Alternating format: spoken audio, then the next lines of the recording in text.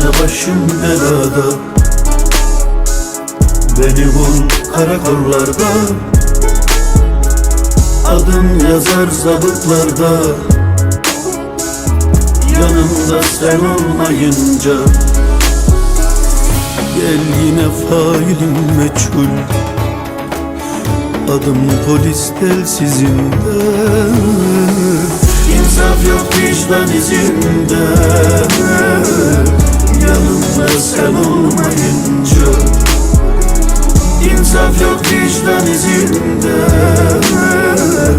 yanımda sen olmayınca. Biraz da təəccüblü gəldi özümə. Saat düz işləyib, zaman düz gedib. Nə qədər axtarsam tapa bilmədim. Nə qədər axtarsam tapa bilmədim. Mən necə itirdim ötən illəri. Ürəkdən bircə an, bir gün gülmədim. Budurmu illərin müqabilləri? Biraz danışdırdım ürəyimi mən. Elə bil ürəyim dedi ki şair, nə dost sən deyəndi, nə yar sən deyəndi. Çıkıp sana geldiğimi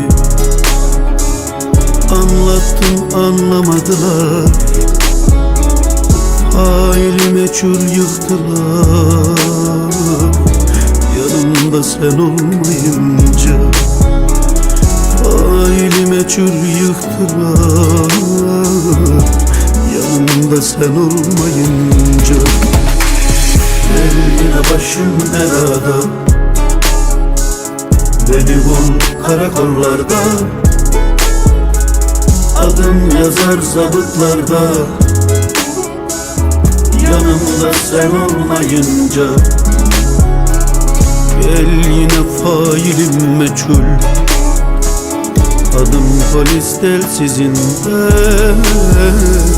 İnsaf yok vicdan izinde, yanımda sen olmayınca. İnsaf yok vicdan izinde, yanımda sen olmayınca. Soruşdum bəs niyə yaşayırıq biz? Soruşdum bəs niyə döyünürsən sən?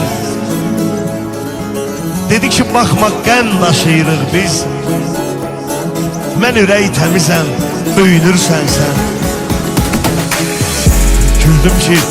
Güldüm ki sən ürək təmiz idinsə, bəs niyə bu dünyaya